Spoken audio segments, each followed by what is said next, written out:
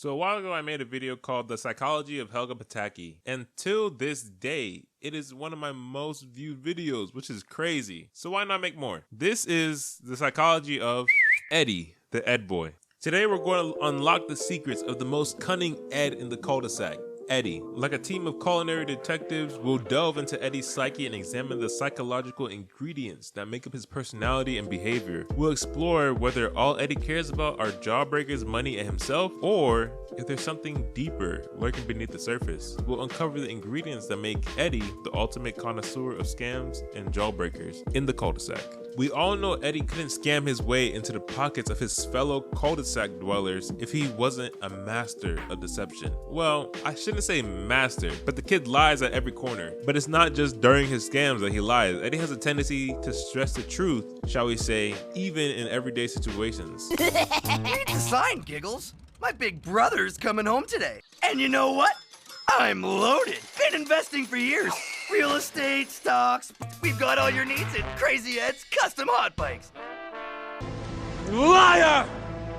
But why does Eddy feel the need to lie so much? Well, it all goes back to his idolization of his brother. Eddy's older sibling is the ultimate scammer, and Eddy looks up to him as a role model. Of course, Eddy would pick up some habits from his older brother. Kids do that all the time. See my name? D to the Rizzo, E to the Vizzo, I to the Lizzo. But it's not just the scams that Eddy wants to emulate. He craves the same level of respect and admiration that his brother received, which is why he's always striving to be the top dog in the cul-de-sac. But there's more to Eddy than just his deceitful ways and jawbreaker addiction. He may have an inflated ego, but he does have moments of truthfulness and consideration for his friends.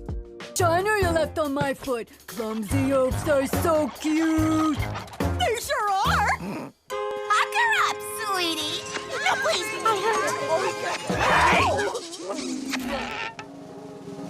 He's had enough already!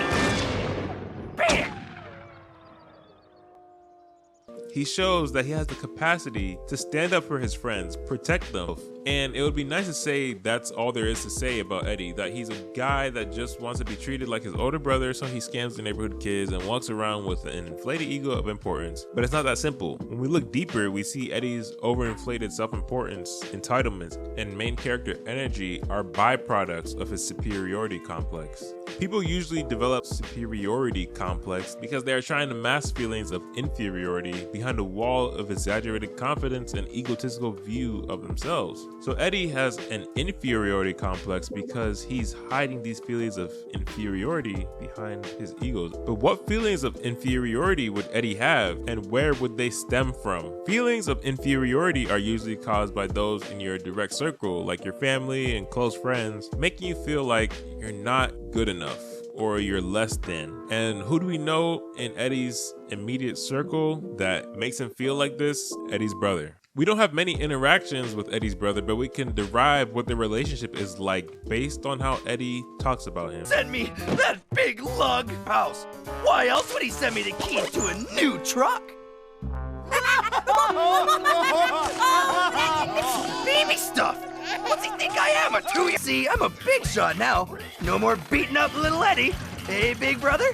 Often when Eddy talks about his brother, he expresses how cool his brother is to Double D and Ed.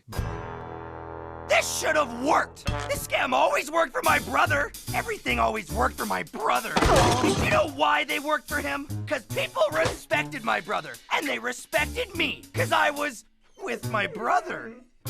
These are glimpses into Eddy's self-worth on how he views himself compared to his brother. We see Eddy's frustration that he's not being treated the same way his brother was. And it also tells us that Eddy's self-esteem is dependent on being treated like his brother, which he is currently not living up to in his eyes. But what really cements the idea that Eddy's brother is the cause of his self-worth issues is when we meet Eddy's brother for real, and we realize that he's a total dick. His brother is so much of a dick that he makes all the other kids in the cul-de-sac hate him and befriend the Ed boys. Move this man!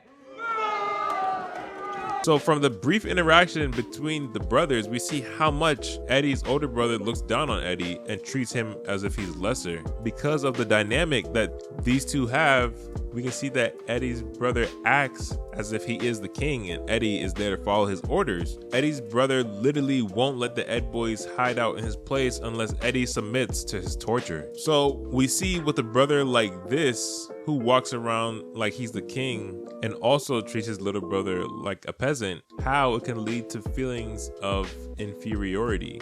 I think that is basically how I would sum up the psychology of Eddy, the Ed boy. Of course, having a life like this during childhood doesn't leave someone unfazed. And if I were an actual licensed clinical psychologist, I would say that Eddy probably has some other things going on. But I am not a licensed clinical psychologist. I just pretend to be one on the internet.